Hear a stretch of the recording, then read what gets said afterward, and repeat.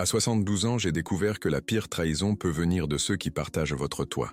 Cette nuit-là, allongé sur mon canapé, j'ai fait semblant de dormir quand ma belle-fille est entrée avec 3 inconnus.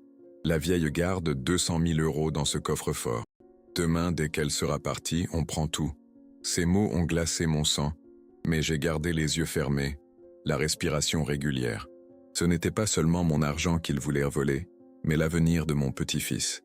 Comment une femme de mon âge, au cœur fragile, peut-elle se défendre contre sa propre famille? Dans cette maison aux murs chargés de souvenirs, j'ai dû apprendre à mentir, à dissimuler, à jouer un rôle pour protéger ce qui compte vraiment. Entre les sourires forcés et les regards qui trahissent, j'ai engagé une bataille silencieuse, où chaque jour pourrait être le dernier. Une lutte où l'enjeu n'est pas seulement l'argent, mais l'honneur d'une promesse faite à mon défunt mari. Si cette histoire vous intrigue, suivez notre chaîne pour découvrir comment une grand-mère peut devenir plus rusée que ceux qui la croient faible et inutile. Laissez un commentaire pour partager ce que vous auriez fait à ma place, et n'oubliez pas d'aimer cette vidéo pour soutenir les récits qui nous rappellent que l'âge n'est jamais une excuse pour se résigner face à l'injustice. J'avais 72 ans quand j'ai découvert que la pire douleur ne vient pas de la mort, mais de la trahison de ceux que vous avez nourris sous votre propre toit. Cette nuit-là reste gravée dans ma mémoire comme une cicatrice qui ne guérira jamais. C'était un mardi soir d'octobre à Marseille. Le Mistral soufflait contre les volets de notre vieille maison de la Corniche, cette maison où j'avais vécu toute ma vie de femme mariée, où j'avais élevé mon fils unique, Philippe. La maison que mon défunt mari, Henri, avait achetée avec sa première paye d'avocat, il y a 50 ans. Je m'étais assoupi sur le canapé du salon après avoir regardé « Question pour un champion ». La télévision murmurait encore, mais le son était si bas qu'il se confondait avec le tic-tac de la vieille horloge comtoise héritée de ma grand-mère. Je ne sais pas ce qui m'a réveillé. Peut-être l'instinct, peut-être le bruit subtil de la serrure. Mais je n'ai pas bougé. Quelque chose m'a dit de garder les yeux fermés, de faire semblant de dormir. J'ai entendu la porte s'ouvrir. Le grincement léger des gonds que Philippe promettait toujours d'huiler, mais qu'il oubliait systématiquement. Des pas feutrés. 4 personnes. L'une d'elles portait des talons. Le claquement discret sur le parquet ancien ne trompait pas. J'ai reconnu le parfum bon marché de Sandrine, ma belle-fille, cette odeur sucrée qui donnait la migraine, puis l'odeur âcre de cigarette. Sandrine ne fumait pas, du moins pas à la maison. « Faites doucement », a-t-elle chuchoté. La vieille est là, la vieille. C'est ainsi qu'elle m'appelait quand elle pensait que je n'entendais pas. Moi, Elisabeth Dufour, réduite à la vieille.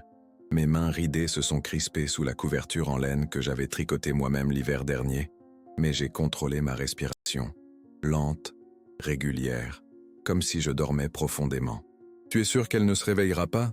a demandé une voix masculine que je ne connaissais pas. Un accent du Nord, peut-être de Lille. « Regarde-la !» a ricané Sandrine. « Elle prend tellement de somnifères qu'un tremblement de terre ne la réveillerait pas. » Mensonge. Je ne prenais que de l'aspirine pour mes articulations douloureuses les jours de pluie. Jamais de somnifères. Ils se sont avancés dans le salon. Je les sentais près de moi, tellement près que j'aurais pu toucher leurs jambes en tendant le bras. Mon cœur battait si fort dans ma poitrine que j'avais peur qu'ils l'entendent. La sueur perlait sur mon front, mais je n'osais pas l'essuyer. Alors, « C'est là ?» a demandé une autre voix, féminine cette fois. « Non », a répondu Sandrine. « Le coffre est dans sa chambre, derrière le tableau de la Sainte Vierge. Typique d'une bigote comme elle. Je priais tous les dimanches à l'église Saint-Laurent, c'est vrai. Mais le coffre n'était pas derrière l'icône de la Vierge. Il était dissimulé dans le plancher, sous le tapis perçant dans mon dressing. Un secret que même Philippe ne connaissait pas. La vieille garde 200 000 € dans ce coffre, a continué Sandrine, et ces mots m'ont traversé comme une lame de couteau. Des économies de toute une vie, en liquide. Elle n'a jamais fait confiance aux banques depuis la crise de 2008. Demain, dès qu'elle partira pour son cours de peinture à 10 h, on aura 3 heures pour tout prendre. 200 000 €. Mes économies, oui, mais aussi l'héritage de mon petit-fils, Lucas. L'argent qu'Henri avait mis de côté pour ses études, pour qu'il puisse devenir médecin comme il en rêvait. Et dans ce même coffre, le testament d'Henri, modifié juste avant sa mort. Un testament que Philippe ignorait, que Sandrine ne soupçonnait pas. Un testament qui léguait tout à Lucas, et non à son père. Et si elle découvre que l'argent a disparu ? A demandé la première voix masculine. J'ai entendu Sandrine rire doucement, un son qui m'a glacé le sang plus que tout le reste. À qui irait-elle se plaindre? À la police?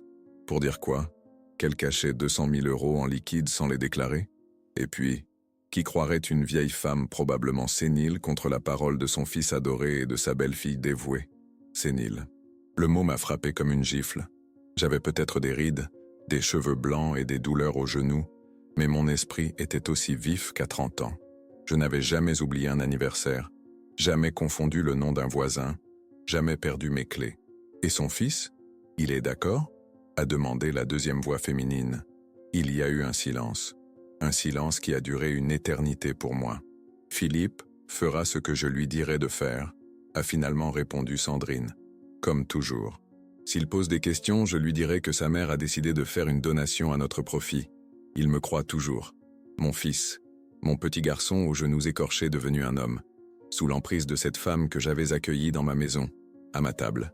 Cette femme pour qui j'avais préparé des tartes aux pommes chaque dimanche pendant 15 ans, malgré ses remarques désobligeantes sur ma cuisine, trop provinciale.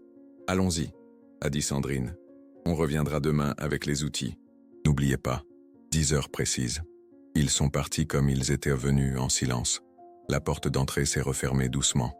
J'ai attendu encore 10 minutes, immobile, avant d'oser ouvrir les yeux. Le salon était vide. La télévision diffusait maintenant une rediffusion des Mystères de l'amour. L'horloge indiquait 23h17. Et moi, Elisabeth Dufour, 72 ans, je venais de comprendre que ma propre famille complotait contre moi. J'ai essuyé une larme qui coulait sur ma joue ridée. Ce n'était pas une larme de tristesse, mais de colère. Une colère froide, calculatrice, que je n'avais jamais ressentie auparavant. Cette nuit-là, allongé sur mon canapé, j'ai pris la décision la plus difficile de ma vie. Je n'allais pas me laisser faire. Je n'allais pas être cette vieille femme dont on se débarrasse. J'allais me battre. Pour moi, pour Lucas, pour Henri qui nous regardait peut-être de là-haut. Demain, le cours de peinture attendrait. J'avais d'autres plans. Des plans dont Sandrine et ses complices ne se doutaient pas. À 72 ans, ma vie venait de prendre un tournant que je n'aurais jamais imaginé. Et pour la première fois depuis la mort d'Henri, j'ai senti cette étincelle en moi, cette volonté de survivre qui m'avait quitté avec lui. J'ignorais encore comment, mais je savais une chose. Cette nuit où j'avais fait semblant de dormir allait changer le reste de ma vie. J'ai passé la nuit entière les yeux grands ouverts, fixant le plafond de ma chambre. Ce plafond avec ses moulures d'époque que Henri avait tant insisté pour préserver lors de notre rénovation en 1987. C'est l'âme de la maison, Elisabeth, disait-il. Maintenant, ces arabesques de plâtre semblaient me narguer, comme des points d'interrogation figés dans le temps. Le dilemme tournait dans ma tête comme un manège infernal. Si je dénonçais Sandrine, mon fils ne me croirait jamais. Philippe avait toujours été sous l'emprise de sa femme, depuis leur rencontre à ce vernissage à la galerie du Vieux-Port. J'avais vu son regard changer ce jour-là. Mon fils, professeur d'histoire si brillant, si sensible, était devenu l'ombre de lui-même face à cette femme au sourire calculateur. « Maman, tu es trop méfiante ?» me répétait-il chaque fois que je tentais de lui ouvrir les yeux. Comment lui faire comprendre que sa femme complotait contre sa propre mère? Il choisirait son camp, comme il l'avait toujours fait depuis 15 ans. Et je perdrais non seulement mon fils, mais aussi tout contact avec Lucas. Lucas, mon petit-fils de 16 ans, si semblable à son grand-père. Même regard profond, même passion pour les livres, même sensibilité. Le seul qui venait encore s'asseoir près de moi pour écouter mes histoires d'autrefois, pour me demander conseil. Le seul qui me regardait vraiment, qui voyait au-delà des rides et des cheveux blancs. Le coffre contenait son avenir, non seulement l'argent, mais aussi ce testament que Henri avait rédigé sur son lit d'hôpital, les mains lentes mais l'esprit lucide. « Protège Lucas », m'avait-il murmuré. « Philippe est un homme faible. Cet argent ira directement à notre petit-fils quand il aura 18 ans. Si je me taisais maintenant, si je laissais Sandrine et ses complices voler cet argent, je trahirais non seulement la promesse faite à mon mari mourant, mais aussi l'avenir de Lucas, ses études de médecine à la faculté de Marseille, son rêve depuis qu'il avait soigné son premier oiseau tombé du nid à l'âge de 7 ans. L'horloge de la salle à manger a sonné 6 heures. 6 coups lents, profonds, comme un glas. Je me suis levé, les jambes lourdes après cette nuit blanche. Dans la salle de bain, l'eau froide sur mon visage n'a pas effacé les cernes violacées sous mes yeux. Le miroir me renvoyait l'image d'une femme épuisée, mais le regard était différent, plus dur, plus déterminé. Ce n'était pas seulement des rides que je voyais sur ce visage, c'était l'histoire d'une vie entière de compromis. Combien de fois avais-je cédé pour préserver la paix familiale? Combien de remarques désobligeantes de Sandrine avais-je laissé passer? Ta mère et sa cuisine du siècle dernier, disait-elle à Philippe en ricanant, comme si je n'étais pas dans la pièce. Ta mère et ses robes démodées. Ta mère et ses idées d'un autre temps. Et moi, j'avais souri. J'avais baissé les yeux. J'avais continué à préparer des gâteaux pour les anniversaires, à offrir des cadeaux à Noël, à prêter de l'argent que l'on ne me rendait jamais. Le soleil de Marseille commençait à filtrer à travers les persiennes, projetant sur le carrelage ancien des raies orangées et mélancoliques. Dehors, j'entendais le bruit familier du vieux port qui s'éveillait, les cris des mouettes, le moteur des premiers bateaux de pêche rentrant au port, la cloche lointaine de Notre-Dame de la Garde qui sonnait l'Angélus. C'était ma ville, ma maison, ma vie, et on voulait me les voler. Dans la cuisine, j'ai préparé mon café comme chaque matin, une habitude ancrée dans mes gestes depuis des décennies. La vieille cafetière italienne qu'Henri m'avait rapportée de Naples pour nos 10 ans de mariage sifflait doucement sur la cuisinière à gaz. L'odeur réconfortante du café envahissait la pièce, me rappelant tous ces matins partagés avec lui, ses conversations à voix basse avant que la maison ne s'éveille, ses projets, ses rêves, ses rires. En regardant par la fenêtre le jardin où mes rosiers commençaient à fleurir, j'ai compris que cette bataille n'était pas seulement contre Sandrine, contre sa cupidité et sa méchanceté. C'était une bataille contre ma propre lâcheté, contre cette résignation qui s'était emparée de moi depuis la mort d'Henri. Cette acceptation silencieuse de mon sort, comme si, à 72 ans, je n'avais plus le droit de me battre, de me défendre, d'exister pleinement. « Tu as toujours été trop gentille, Elisabeth », me disait souvent ma meilleure amie Françoise. « Un jour, ça te jouera des tours. » Ce jour était arrivé. Ma tasse de café à la main, j'ai regardé mon reflet dans la vitre. Derrière moi se dressait l'ombre de cette maison chargée de souvenirs, des rires d'enfants qui résonnaient encore dans les couloirs, le premier pas de Philippe, son premier jour d'école, sa remise de diplôme, son mariage, la naissance de Lucas, et puis l'arrivée de Sandrine dans nos vies, son regard évaluateur parcourant chaque pièce, estimant mentalement la valeur des meubles, des tableaux, des souvenirs. On pourrait moderniser tout ça, avait-elle dit dès sa première visite. Comme si mon univers, notre univers à Henri et moi, n'était qu'une vieillerie poussiéreuse dont il fallait se débarrasser. Je ne pouvais plus reculer. Le temps des concessions était révolu. J'ai posé ma tasse dans l'évier en porcelaine ébréchée et j'ai pris ma décision. Une décision qui changerait tout. Non, je n'irai pas à mon cours de peinture aujourd'hui. D'autres plans, des plans qui nécessitaient du courage. Ce courage qui semblait m'avoir abandonné depuis si longtemps, mais qui, ce matin-là, revenait comme une vague puissante, balayant les doutes et la peur. « Henri », ai-je murmuré en regardant sa photo sur le buffet, « donne-moi la force. » Et pour la première fois depuis son décès, j'ai cru voir son sourire s'élargir un peu plus sur ce papier glacé, comme une approbation silencieuse venue de l'au-delà. Ce matin-là, j'ai enfilé ma vieille robe fleurie, celle que Sandrine détestait tant. On dirait un rideau de grand-mère, disait-elle en ricanant. J'ai attaché mes cheveux blancs en un chignon serré et j'ai mis mes boucles d'oreilles en perles. Le dernier cadeau d'Henri pour nos 40 ans de mariage. Je devais avoir l'air parfaitement normal, comme n'importe quel jour ordinaire. À 8 heures précises, j'ai entendu des pas dans l'escalier. Philippe descendait pour son café matinal avant de partir au lycée où il enseignait l'histoire. Mon fils, avec ses lunettes rondes et sa barbe grisonnante, ressemblait tellement à son père que parfois, dans la pénombre, mon cœur s'arrêtait de battre en croyant apercevoir Henri. « Bonjour, maman », m'a-t-il dit en m'embrassant distraitement sur la joue. « Tu as bien dormi ?» J'ai failli éclater en sanglots ou lui crier la vérité en plein visage.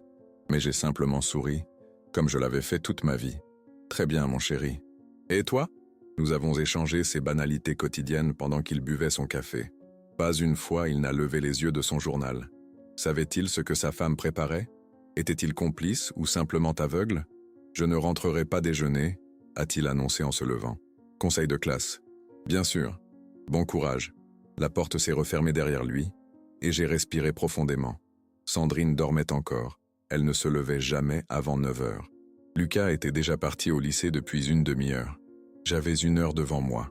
Avec une détermination que je ne me connaissais plus, je suis monté dans ma chambre. Le coffre-fort se trouvait exactement là où je l'avais dit à Henri de l'installer, il y a 30 ans, sous une lame de parquet dans mon dressing dissimulé sous le tapis persan rapporté de notre voyage à Istanbul. J'ai roulé le tapis, déplacé la commode légère en merisier et soulevé la lame de bois avec l'outil spécial caché dans ma boîte à couture. Le coffre était là, petit mais solide. Mes doigts tremblants ont composé la combinaison. 22 07 58. Notre date de mariage. La serrure a cédé avec un déclic satisfaisant. À l'intérieur, tout était en ordre. Les liasses de billets soigneusement empilées, les économies de toute une vie, l'argent que nous avions mis de côté, Henri et moi, pour les jours difficiles, comme disait mon défunt mari.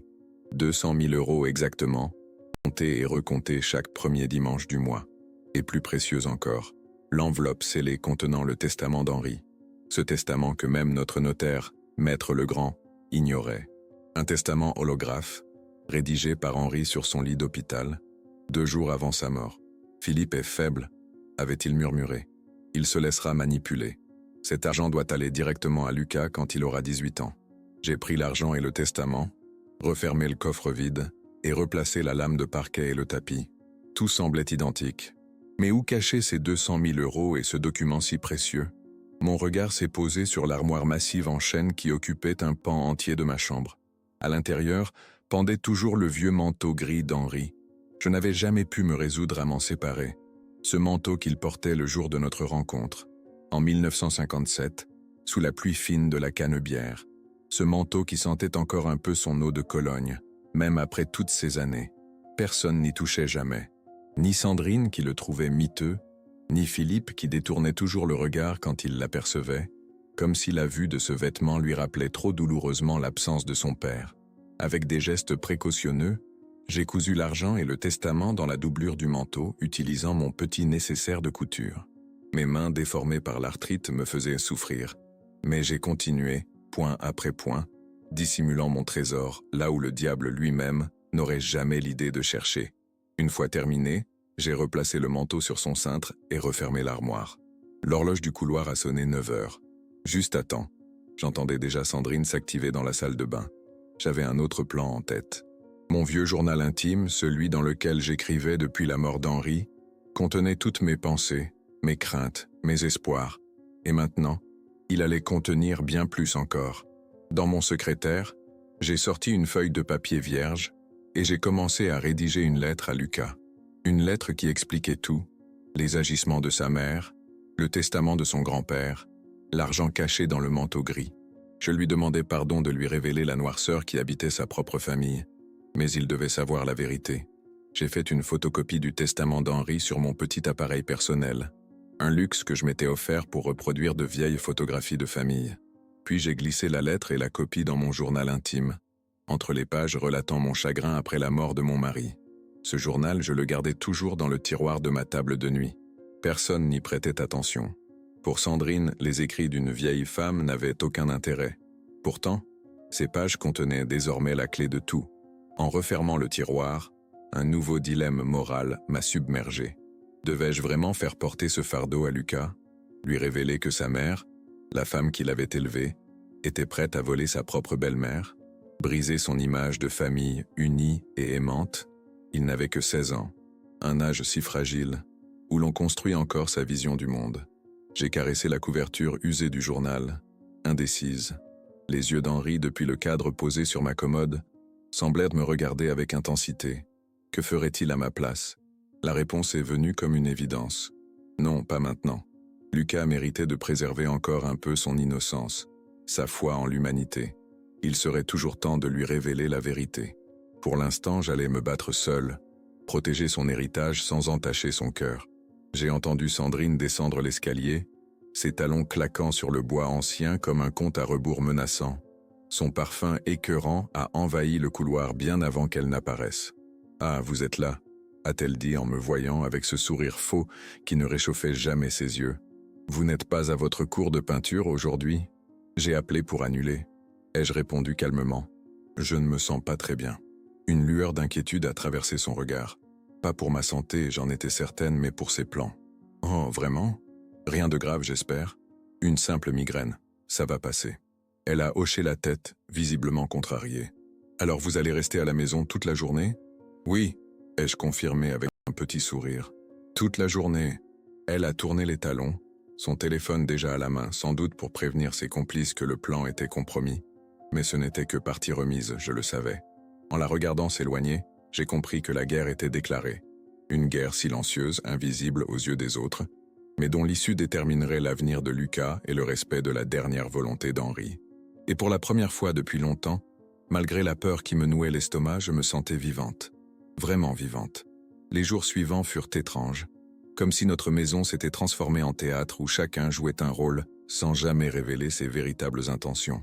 Sandrine avait changé d'attitude envers moi de façon si soudaine que même Philippe, habituellement aveugle aux subtilités, avait haussé un sourcil interrogateur. « Tu as besoin d'aide pour porter tes courses, Elisabeth ?» m'avait-elle demandé le lendemain, alors que je rentrais du marché de la Plaine avec mon petit chariot à roulettes. Jamais, en 15 ans de vie commune, elle ne s'était souciée de mes sacs trop lourds pour mes vieux bras. « Je peux te préparer une tisane ce soir ?» avait-elle proposé 2 jours plus tard, avec ce sourire qui n'atteignait jamais ses yeux gris et froids. Ce même soir, j'avais remarqué qu'elle avait fouillé dans mes placards de cuisine.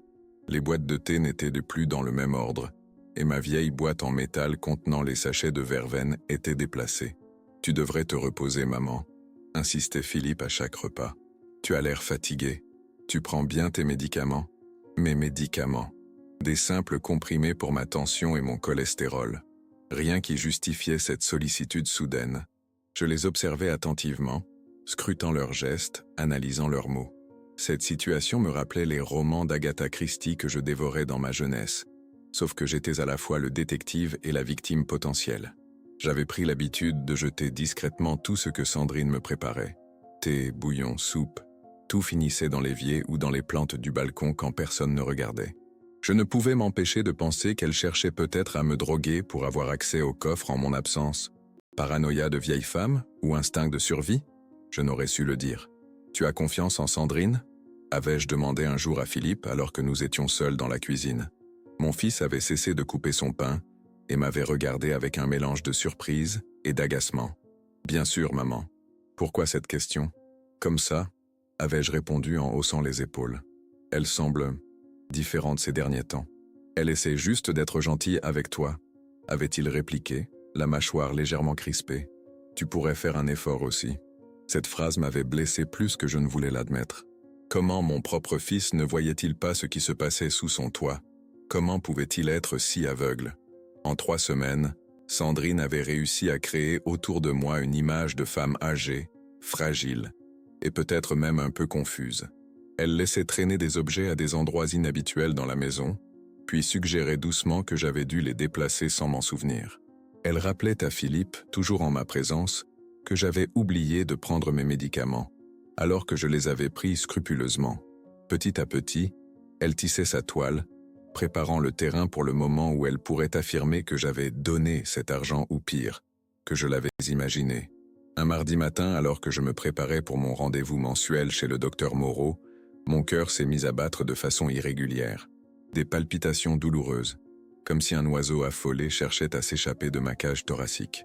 Une sueur froide a perlé sur mon front, tandis que je m'accrochais au lavabo de la salle de bain.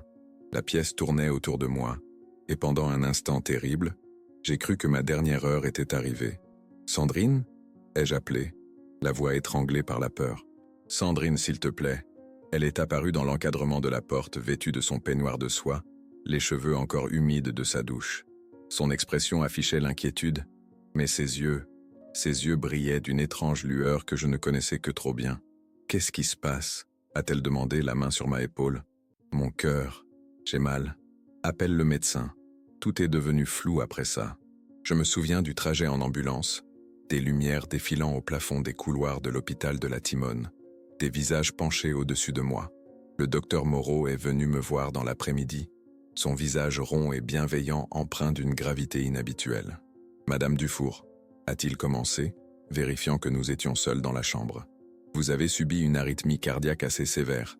Nous avons stabilisé votre état, mais j'aimerais vous garder en observation pour la nuit. » J'ai hoché la tête, épuisé. Les médicaments m'embrumèrent l'esprit, mais pas assez pour effacer l'inquiétude. « Est-ce que c'est grave, docteur? Est-ce que je vais mourir ?» Il a souri doucement, ajustant ses lunettes sur son nez. « Pas tout de suite, j'espère. Mais votre cœur montre des signes de fragilité. À votre âge, ce n'est pas inhabituel, mais... Il s'est interrompu, semblant peser ses mots. Puis il s'est penché vers moi, baissant la voix. « Madame Dufour, votre cœur est fragile. Vous devez éviter les émotions fortes, le stress, les conflits. Je connais votre force de caractère. Vous êtes ma patiente depuis 20 ans. Mais il est temps de penser à vous, à votre santé. Si seulement il savait. Comment éviter le stress quand on découvre que sa propre famille complote contre soi? Comment rester calme quand chaque repas pourrait être empoisonné? Chaque nuit la dernière. Je ferai attention, ai-je promis, sachant pertinemment que c'était un mensonge. Quand Philippe et Sandrine sont venus me chercher le lendemain, j'ai remarqué leurs regards échangés, leurs chuchotements dans le couloir de l'hôpital. J'ai surpris des bribes de leur conversation. Pas le moment. Attendre encore un peu. Trop risqué maintenant. Mon cœur était peut-être faible, mais mes oreilles fonctionnaient parfaitement. En rentrant à la maison, j'ai fait semblant d'être plus fatigué que je ne l'étais réellement, me retirant dans ma chambre dès notre arrivée. À travers la porte entrebâillée, j'ai entendu Philippe au téléphone. Oui, c'était une grosse frayeur. Non, elle va mieux maintenant. Le médecin dit que son cœur est fragile. Je ne sais pas combien de temps. Oui, bien sûr. On s'en occupe? À qui parlait-il? De quoi s'occupait-il? La peur s'est insinuée en moi comme un poison lent. Cette arythmie cardiaque n'était-elle qu'un avertissement du destin ou quelque chose de plus sinistre? Le soir même, Lucas est venu me voir dans ma chambre, s'asseyant au bord de mon lit avec cette délicatesse qui n'appartenait qu'à lui. Ses yeux bleus, les mêmes qu'Henri, étaient remplis d'une inquiétude sincère. « Mamie, a-t-il dit en prenant ma main, tu m'as fait peur. S'il te plaît, prends soin de toi. » Sa main chaude dans la mienne m'a rappelé pourquoi je me battais. Ce n'était plus seulement pour l'argent, pour le testament ou pour honorer la promesse faite à Henri. C'était pour Lucas, pour qu'il grandisse en sachant qu'on peut se battre pour ce qui est juste, même quand on est vieux, même quand on est seul. « Je te le promets, mon petit », ai-je répondu en serrant sa main. « Je ne partirai pas avant d'avoir mis de l'ordre dans certaines choses. » Il a souri, sans comprendre le véritable sens de mes paroles. Mais un jour il comprendrait. Un jour il saurait que sa grand-mère n'avait pas baissé les bras.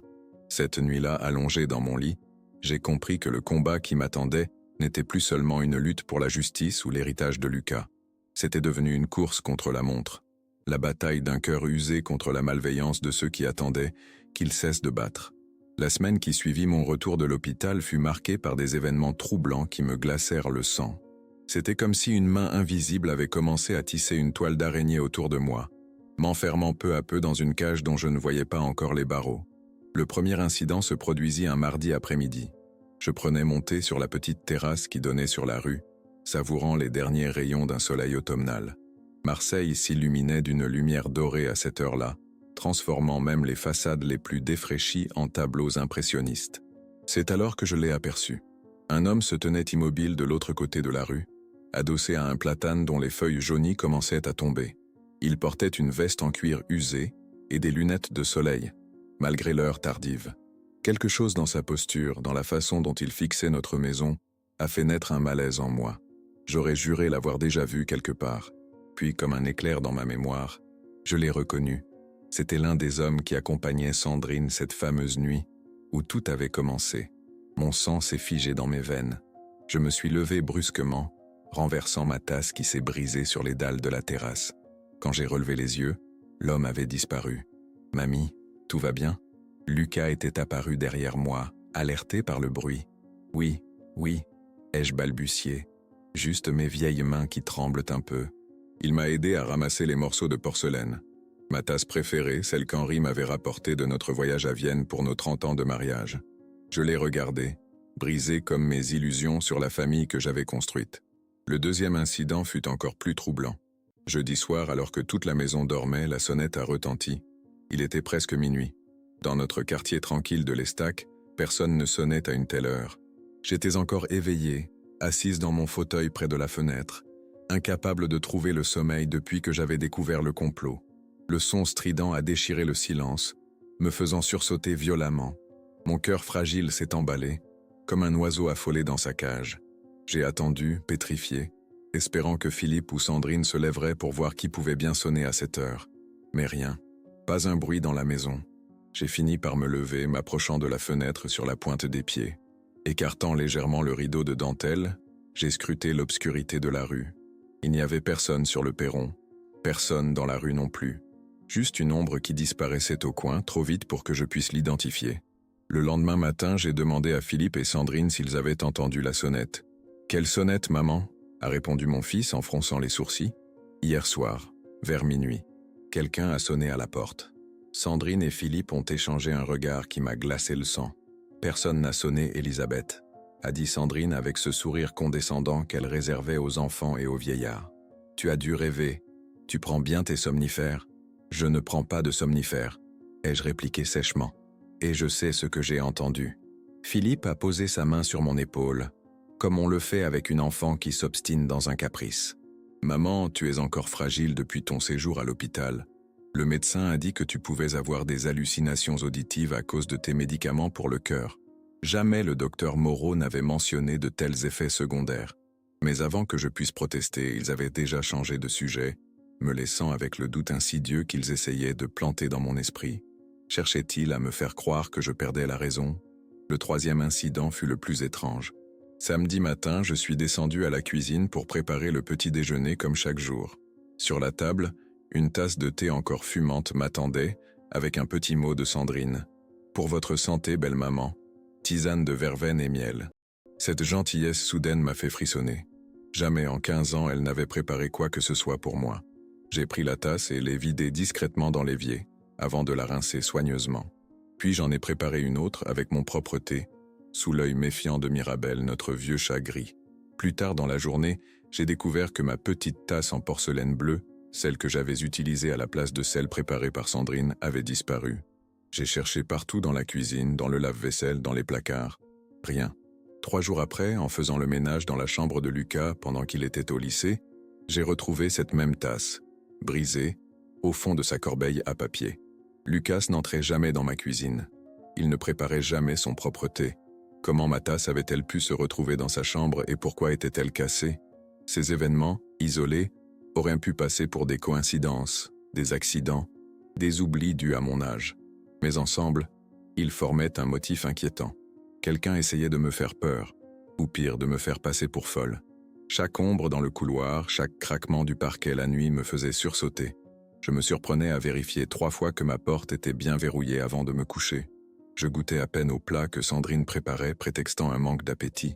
Un matin, en me regardant dans le miroir, j'ai réalisé avec effroi combien j'avais changé en si peu de temps. Mes joues s'étaient recreusées, des cernes violacées soulignaient mes yeux, et mes mains tremblaient constamment. La peur me rongeait de l'intérieur, comme un cancer invisible.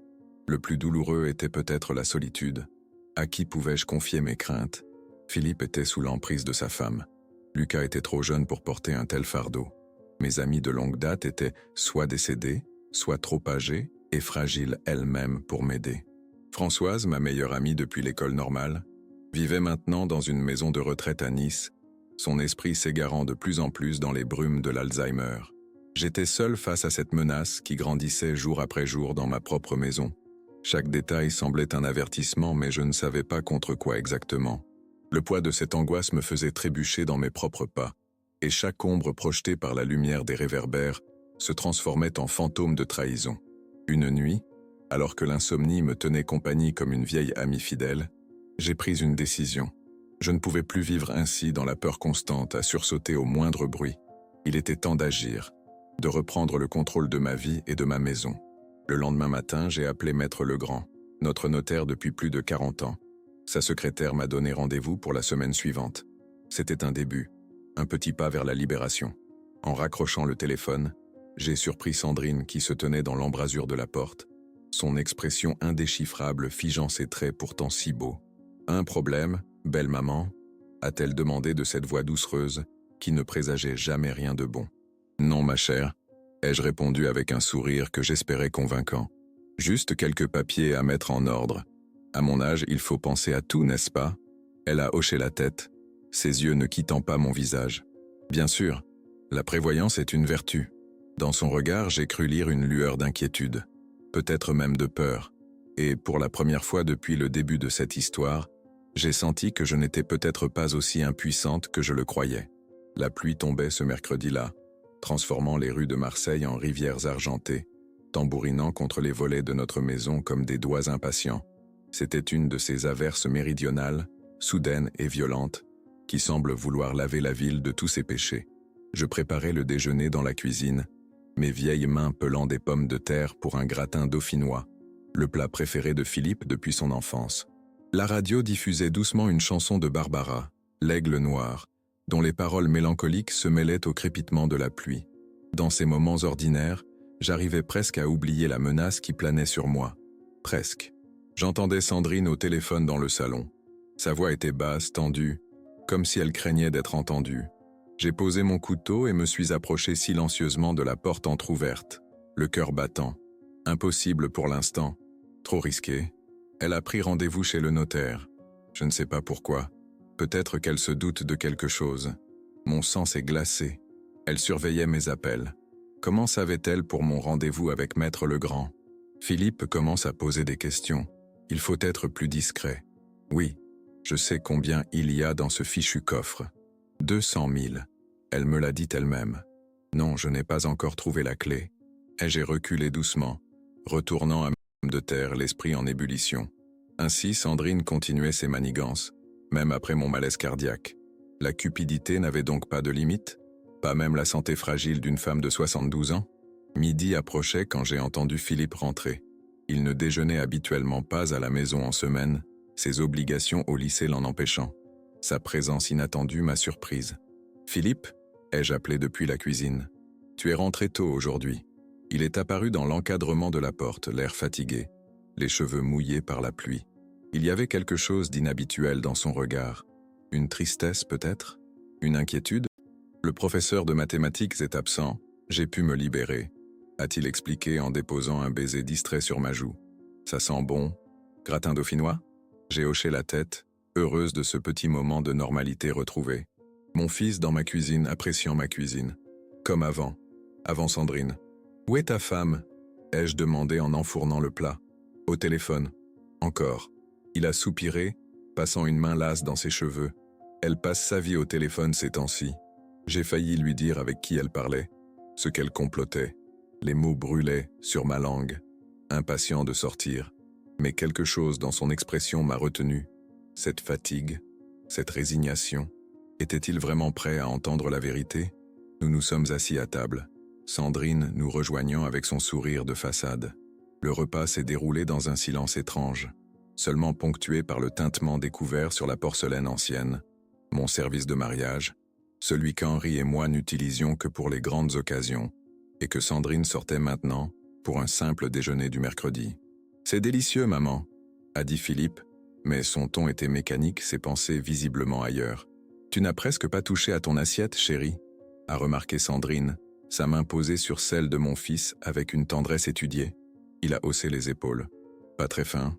Tu es malade » a-t-elle insisté, une inquiétude exagérée dans la voix. « Non, juste préoccupée. » J'ai relevé la tête, soudain attentive. Philippe préoccupé? Mon fils qui traversait habituellement l'existence avec l'insouciance d'un homme qui n'avait jamais eu à vraiment se battre pour quoi que ce soit? Quelque chose ne va pas au lycée? Ai-je demandé doucement. Il a secoué la tête, puis, après un moment d'hésitation, « Non, ce n'est pas le travail. C'est rien. Laisse tomber. » Sandrine s'est crispée imperceptiblement. Ses doigts se sont serrés autour de sa fourchette, blanchissant ses jointures. « Philippe, si tu as quelque chose à dire, dis-le. » Le ton était léger, mais la menace sous-jacente évidente. Du moins pour moi. J'ai retenu mon souffle, pressentant que quelque chose d'important allait se produire.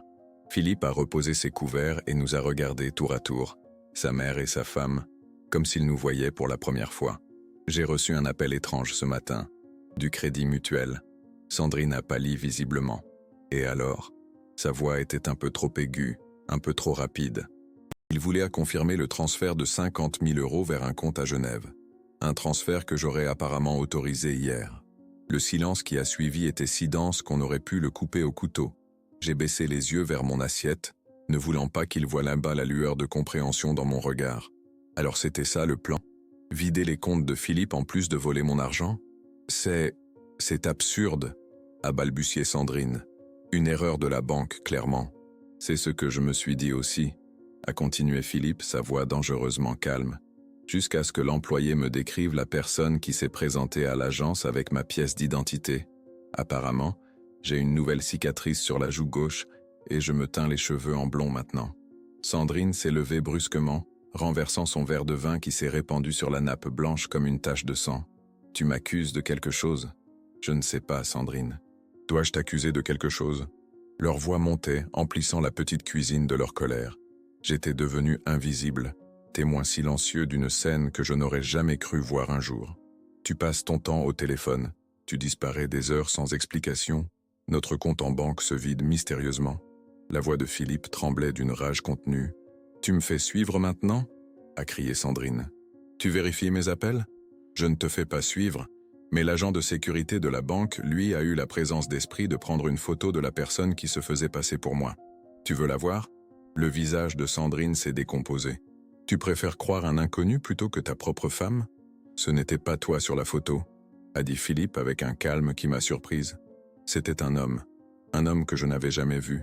Mais apparemment tu le connais bien, puisque l'employé vous a vu ensemble la semaine dernière quand tu es venu actualiser les coordonnées de notre compte. Sandrine a attrapé son sac et sa veste. Je ne resterai pas ici à me faire insulter. Tu as perdu la tête. Elle s'est dirigée vers la porte, mais avant de sortir, elle s'est tournée vers moi, le regard plein de haine. C'est de ta faute. Tu lui as monté la tête contre moi avec tes insinuations et tes regards accusateurs. La porte a claqué derrière elle, laissant un silence assourdissant. Philippe s'est rassis lourdement, le visage entre les mains. « Je suis désolé que tu aies assisté à ça, maman », a-t-il murmuré après un long moment. J'ai posé ma main ridée sur son bras. « Ce n'est pas grave, mon chéri. » Il a relevé la tête, les yeux rougis. Je ne sais plus quoi penser. Est-ce que je me trompe? Est-ce que je deviens fou? J'ai hésité. Le moment était-il venu de lui dire ce que j'avais entendu cette nuit-là? De lui parler du complot contre moi, contre Lucas? Philippe, ai-je commencé prudemment? Sandrine t'a-t-elle déjà parlé de mon coffre-fort? Il a froncé les sourcils. Quel coffre-fort? Celui où je garde mes économies. Tu as un coffre-fort? La surprise dans sa voix était sincère. Depuis quand? J'ai compris alors que mon fils ignorait tout du plan de sa femme. Il était peut-être faible, peut-être aveuglé par l'amour ou la peur de la solitude, mais il n'était pas complice. Ce n'est pas important, ai-je répondu en serrant sa main. Ce qui compte, c'est que tu ouvres les yeux. Sur ta femme, sur ce qu'elle est vraiment. Il est resté silencieux un long moment, puis a hoché lentement la tête. Ce petit geste m'a donné plus d'espoir que tout ce que j'avais ressenti ces dernières semaines. Elle ne rentrera pas ce soir, a-t-il finalement dit. Elle va aller chez sa sœur, comme d'habitude quand on se dispute. Et toi, qu'est-ce que tu vas faire? Il a soupiré, soudain vieilli de 10 ans. Je ne sais pas, maman. Je ne sais vraiment pas. Ce soir-là, dans le silence de la maison enfin en paix, j'ai compris que la bataille avait pris un nouveau tournant. La fissure dans le couple de Philippe et Sandrine était peut-être ma chance, ma seule chance, de faire éclater la vérité avant qu'il ne soit trop tard. Les 3 jours qui suivirent la dispute entre Philippe et Sandrine furent étrangement paisibles. Ma belle-fille était effectivement partie se réfugier chez sa sœur à Aix-en-Provence, et mon fils semblait perdu dans ses pensées, oscillant entre la colère, le doute et une tristesse silencieuse qui me brisait le cœur. Lucas, sensible comme l'était son grand-père, avait bien sûr remarqué l'absence de sa mère et la morosité de son père. Ils se sont encore disputés? M'avait-il demandé le 2e soir, alors que nous préparions ensemble un ratatouille. Les adultes ont parfois des désaccords, avais-je répondu prudemment, ne voulant ni mentir à mon petit-fils, ni l'accabler avec des vérités trop lourdes à porter. Il avait hoché la tête, ses mains habiles coupant les aubergines avec la précision d'un chef. C'est toujours comme ça. Maman part, papa se tait, et puis tout recommence. La lucidité de cet adolescent de 16 ans m'avait frappé. Lucas n'était plus un enfant à protéger des réalités du monde. Il observait, comprenait, analysait, peut-être plus que je ne le croyais.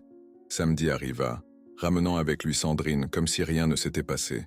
Elle est entrée dans la maison en milieu d'après-midi, un sourire contrit aux lèvres et un gros bouquet de fleurs à la main, des roses blanches, mes préférées.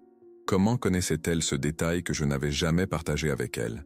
Je suis désolé pour ma scène, belle maman, m'a-t-elle dit en m'offrant les fleurs, son parfum trop sucré m'enveloppant comme un linceul. J'étais stressé par le travail, et j'ai mal réagi. Philippe se tenait derrière elle, l'air incertain. Avait-il parlé? S'était-elle expliquée sur les 50 000 € qu'un inconnu avait tenté de voler en se faisant passer pour lui? Ce n'est rien, ma chère, ai-je répondu, acceptant les fleurs avec un sourire que j'espérais convaincant. Nous avons tous nos moments de faiblesse. Justement, a poursuivi Sandrine, son regard glissant de Philippe à moi. J'ai pensé qu'un bon dîner de famille nous ferait du bien à tous. J'ai réservé chez Gérald, sur le Vieux-Port. Le restaurant Gérald, l'un des plus chics et des plus chers de Marseille, l'endroit où Henri m'avait demandé en mariage il y a plus d'un demi-siècle. Comment Sandrine pouvait-elle connaître ce détail intime de mon histoire? C'est très gentil, ai-je bredouillé soudain mal à l'aise. Une table pour 4, à 19 h. Lucas sera ravi, il adore leur bouillabaisse. Encore un détail qu'elle ne pouvait pas connaître naturellement. Lucas n'était jamais allé chez Gérald. Cette femme fouillait-elle dans nos vies, dans nos souvenirs, pour mieux nous manipuler? Le soir venu, nous nous sommes tous apprêtés pour ce dîner. J'ai mis ma robe bleu marine, celle qu'Henri aimait tant, et le collier de perles qu'il m'avait offert pour nos 40 ans de mariage. Un talisman en quelque sorte pour me donner du courage. Le restaurant n'avait presque pas changé depuis ma dernière visite, pour les 18 ans de Philippe. Les mêmes boiseries sombres, les mêmes nappes blanches amidonnées, la même vue imprenable sur les bateaux du Vieux-Port. Seul le maître d'hôtel avait changé. Un jeune homme élégant nous a conduits à une table près de la fenêtre, exactement là où Henri s'était agenouillé avec sa petite boîte en velours bleu, provoquant les applaudissements de toute la salle. « C'est magnifique », a murmuré Lucas, impressionné par le cadre luxueux. Dans son costume un peu trop grand, il grandissait si vite, il ressemblait tellement à Philippe au même âge que mon cœur s'est serré de tendresse. Le dîner a commencé dans une ambiance faussement détendue.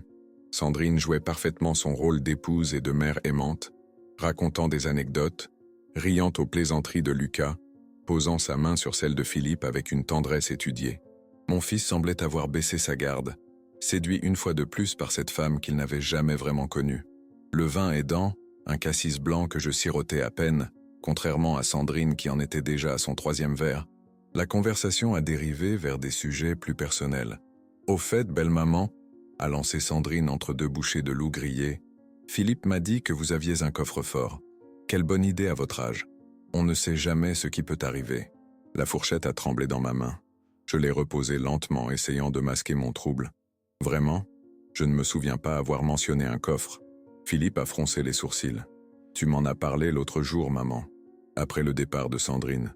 Je me rappelais parfaitement cette conversation, bien sûr, mais j'avais besoin de temps, de comprendre où Sandrine voulait en venir. « Ah oui, ce petit coffre dans mon armoire. » ai-je improvisé. « Pour mes bijoux et quelques papiers. »« Des papiers importants ?»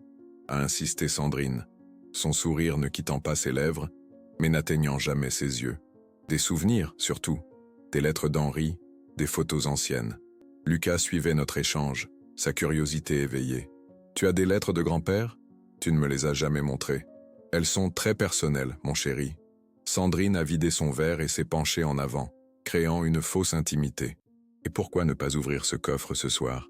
Après le dîner, nous pourrions tous partager ces souvenirs familiaux. N'est-ce pas, Philippe?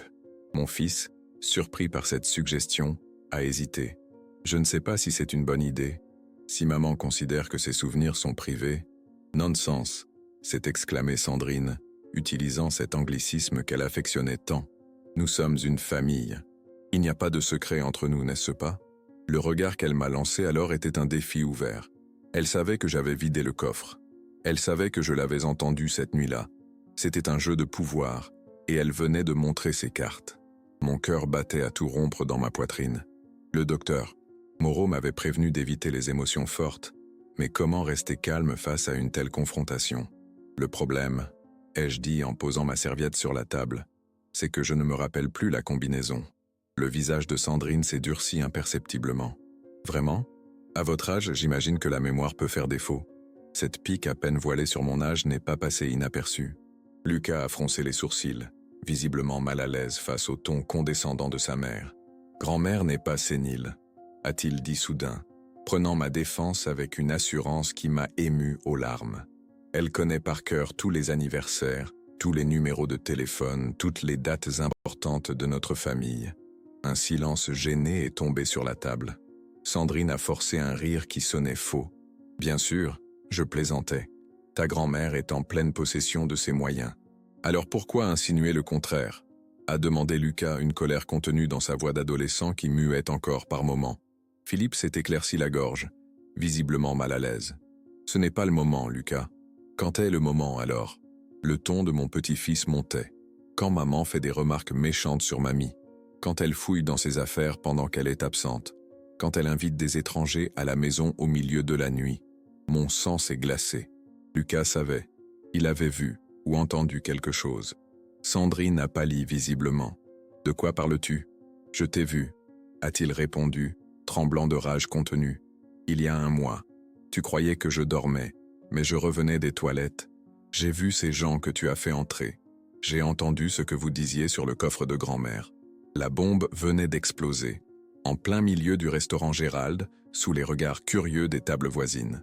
Sandrine est restée figée, sa fourchette en suspens au-dessus de son assiette, tandis que Philippe nous dévisageait tour à tour, incrédule. « De quoi parle-t-il, Sandrine » a-t-il finalement demandé, sa voix à peine audible. Ma belle-fille a posé ses couverts avec une lenteur délibérée, puis a lancé un regard glacial à son fils. « Tu as mal entendu, ou mal compris, ou tu mens, comme tous les adolescents. »« Je ne mens pas !» s'est écrié Lucas, des larmes de rage perlant au coin de ses yeux. « Tu as dit qu'il y avait 200 000 € dans le coffre de mamie et que vous alliez les prendre pendant qu'elle serait à son cours de peinture ?» Les têtes se tournaient maintenant ouvertement vers notre table. Philippe, blême, regardait sa femme comme s'il la voyait pour la première fois. « Est-ce vrai ?» a-t-il murmuré. Sandrine a repoussé violemment sa chaise et s'est levée. « Je ne resterai pas une minute de plus à me faire insulter par mon propre fils et ma belle-mère sénile. » Elle a jeté sa serviette sur la table et a quitté le restaurant d'un pas rageur, laissant derrière elle un silence assourdissant. Jamais de ma longue vie je n'avais ressenti une telle solitude que dans ce moment de vérité éclatante. La trahison de Sandrine était maintenant exposée au grand jour, mais à quel prix? Le regard perdu de Philippe, les larmes de Lucas, la honte d'un drame familial étalé en public, était-ce vraiment une victoire? Les jours qui suivirent la scène au restaurant Gérald furent teintés d'une étrange mélancolie, comme si notre maison elle-même était en deuil. Philippe errait d'une pièce à l'autre, l'air hagard, incapable d'accepter la trahison de celle qu'il avait aimée pendant plus de 15 ans. Lucas, quant à lui, oscillait entre la colère contre sa mère et un sentiment de culpabilité pour avoir exposé la vérité de façon si brutale. Sandrine n'était pas revenue. Selon les bribes de conversation téléphonique que j'avais surprises, elle séjournait toujours chez sa sœur à Aix, refusant de reconnaître ses torts et exigeant des excuses de la part de son mari et de son fils, comme si nous étions les coupables dans cette histoire. Une semaine après l'incident, par une matinée fraîche mais ensoleillée de novembre, j'ai pris ma décision. Le moment était venu d'agir, de protéger l'avenir de Lucas, comme Henri me l'avait demandé sur son lit de mort. J'ai enfilé mon tailleur gris, celui que je réservais pour les grandes occasions, et j'ai demandé à Philippe de m'accompagner en ville. « Où allons-nous » a-t-il demandé, surpris par ma requête. Depuis mon malaise cardiaque, je sortais rarement sans y être obligé. « Chez Maître Legrand », ai-je répondu simplement. « J'ai des documents importants à lui remettre. » Mon fils n'a pas posé d'autres questions. Il semblait trop épuisé émotionnellement pour s'interroger sur mes motivations. Dans la voiture, le silence entre nous était lourd de non-dits et de regrets. Je regardais défiler les rues de Marseille, cette ville qui m'avait vu naître, grandir, aimer, souffrir. Chaque coin, chaque place, chaque fontaine était liée à un souvenir. Ici, le cinéma où Henri m'avait embrassé pour la première fois. Là, l'école où Philippe avait fait ses premiers pas dans la cour de récréation. Plus loin, la plage où Lucas avait construit ses premiers châteaux de sable. Le cabinet de Maître Legrand n'avait pas changé depuis ma dernière visite, 5 ans plus tôt pour régler la succession d'Henri. Les mêmes boiseries sombres, les mêmes fauteuils en cuir usé, la même odeur de papier ancien et de cire d'abeille. Le notaire lui-même semblait figé dans le temps, avec ses lunettes demi-lune et sa moustache soigneusement taillée. « Madame Dufour », m'a-t-il salué en me serrant la main. « Monsieur Dufour, que puis-je pour vous aujourd'hui ?» J'ai sorti de mon sac à main une enveloppe épaisse, celle que j'avais récupérée dans la doublure du manteau d'Henri la veille au soir, après m'être assuré que la maison était endormie. À l'intérieur se trouvaient dans les 200 000 € en liquide et le testament holographe de mon défunt mari. « J'aimerais déposer ceci », ai-je dit en tendant l'enveloppe au notaire, « et établir un acte officiel. » Philippe me regardait avec stupéfaction. « Maman, qu'est-ce que tu fais ?» Maître Legrand a ouvert l'enveloppe, ses sourcils broussailleux se haussant à la vue des liasses de billets. Madame Dufour, c'est inhabituel. Je sais, ai-je répondu calmement. Mais ces temps sont inhabituels. Vous trouverez également un testament que mon mari a rédigé juste avant sa mort. Un testament que personne d'autre que moi ne connaissait jusqu'à aujourd'hui. Le notaire a déplié le document, ajustant ses lunettes pour mieux lire. Philippe s'est assis lourdement dans un fauteuil, comme si ses jambes ne le portaient plus. C'est parfaitement légal, a confirmé Maître Legrand après avoir examiné le testament. Écrit entièrement de la main de M. Dufour, daté et signé. Il lègue expressément la somme de 200 000 € à son petit-fils, Lucas Dufour, à sa majorité. L'argent devant être géré par vous, madame, jusqu'à cette date. C'est exact, ai-je confirmé. Philippe était livide. Papa a fait ça, sans m'en parler? J'ai posé ma main ridée sur la sienne. Ton père t'aimait profondément, Philippe. Mais il s'inquiétait pour l'avenir de Lucas. Il voulait s'assurer que cet argent, nos économies de toute une vie, servirait à ses études de médecine. C'était le rêve de ton père de voir son petit-fils devenir médecin. Pourquoi ne pas me l'avoir dit plus tôt? Sa voix tremblait entre la colère et la douleur. J'aurais dû, ai-je admis. Mais je craignais que Sandrine... Je n'ai pas terminé ma phrase. Je n'en avais pas besoin. La vérité sur sa femme était maintenant claire pour lui, aussi douloureuse soit-elle. Maître Legrand s'est éclairci la gorge, visiblement mal à l'aise face à ce drame familial qui se jouait dans son bureau. Je vais établir un document officiel pour ce dépôt. L'argent sera placé sur un compte bloqué au nom de Lucas, jusqu'à sa majorité. Quant au testament, je vais l'enregistrer formellement. J'ai hoché la tête, reconnaissante. 1 heure plus tard, tout était réglé. Les papiers signés, l'argent sécurisé, le testament enregistré. En sortant du cabinet notarial, j'ai ressenti un mélange de soulagement et d'épuisement. La bataille était-elle enfin terminée? Le soir même, à la maison, j'ai expliqué à Lucas ce que j'avais fait.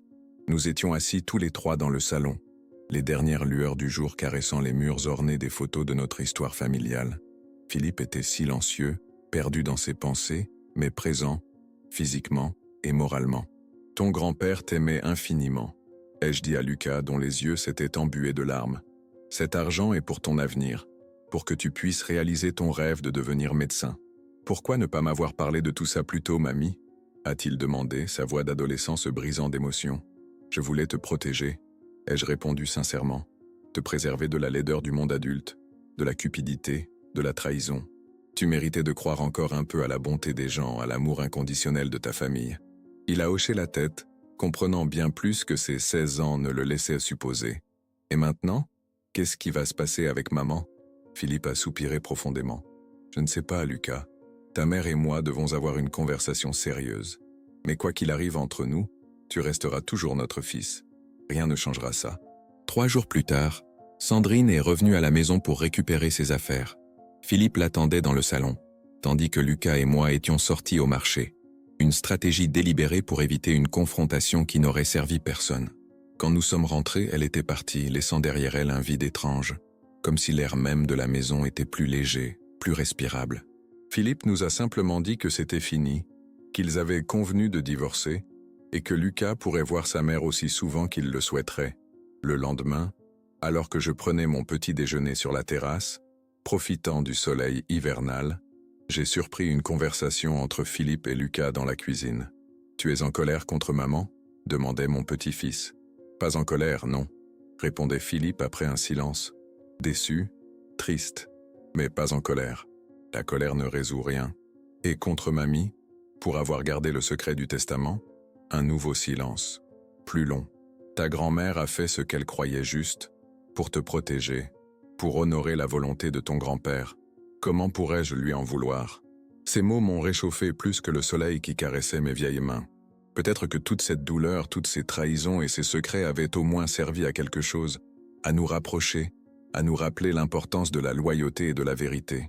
Aujourd'hui, 5 ans plus tard, je raconte cette histoire alors que mes forces déclinent. Mon cœur, ce vaillant guerrier qui a supporté tant d'émotions, commence à faiblir. Je ne peux plus monter les escaliers sans m'arrêter plusieurs fois pour reprendre mon souffle. Mes mains tremblent tellement que j'ai dû abandonner la peinture, cette passion qui avait illuminé mes vieux jours. Philippe s'est reconstruit lentement. Il sourit à nouveau. Parfois même il rit, un son que je craignais ne plus jamais entendre. Lucas est entré en faculté de médecine l'année dernière, rendant son grand-père fier depuis l'au-delà. Quant à Sandrine, elle a refait sa vie dans une autre ville. Lucas va la voir de temps en temps.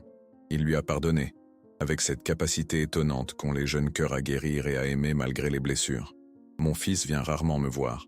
La distance entre nous n'est pas physique. Il habite toujours la même maison, mais émotionnelle. Comme si quelque chose s'était brisé ce jour-là, dans le bureau de Maître Legrand. Je comprends sa douleur, son sentiment de trahison. Henri et moi aurions dû lui parler, lui faire confiance. Mais quand Lucas prend ma main et me dit « Merci mamie pour avoir cru en moi », je sais que j'ai fait le bon choix. Car ce ne sont pas 200 000 € qui définissent une famille, mais le courage de défendre ceux qu'on aime, même contre soi-même parfois. Cette histoire, ma petite histoire de vieille femme têtue, je la raconte pour que d'autres comprennent que l'âge n'est pas une excuse pour se résigner, pour accepter l'injustice ou la malveillance, que parfois il faut feindre de dormir pour mieux se réveiller, et que le véritable héritage que nous laissons n'est pas fait d'argent, mais d'exemple et de courage. Alors que cette histoire touche à sa fin, je me demande si vous auriez eu le courage de faire comme moi. Auriez-vous risqué de perdre l'amour de votre fils pour protéger l'avenir de votre petit-fils? Auriez-vous affronté la trahison avec dignité plutôt que de céder à la peur? Parfois, la force ne vient pas des muscles, mais d'un cœur déterminé à faire ce qui est juste, même quand ce cœur est usé par les années. J'ai appris qu'à tout âge, on peut se battre pour ce qui compte vraiment, que la vieillesse n'est pas une excuse pour baisser les bras face à l'injustice, que le véritable héritage que nous laissons n'est pas dans un coffre-fort, mais dans les leçons de courage et d'intégrité que nous transmettons à ceux qui nous survivront. Cette maison aux murs chargés de souvenirs a été témoin non pas de la faiblesse d'une vieille femme, mais de sa détermination à protéger ceux qu'elle aime, envers et contre tous. Si cette histoire vous a touché, n'hésitez pas à la partager avec ceux qui, peut-être, ont besoin d'entendre qu'il n'est jamais trop tard pour se tenir debout. Abonnez-vous à notre chaîne pour d'autres récits qui célèbrent la force silencieuse de ceux qu'on sous-estime trop souvent. Laissez un commentaire pour nous dire ce qui vous a le plus marqué dans cette aventure, où l'amour d'une grand-mère s'est révélé plus fort que la cupidité. Et n'oubliez pas, derrière chaque ride se cache une histoire de bataille et de courage.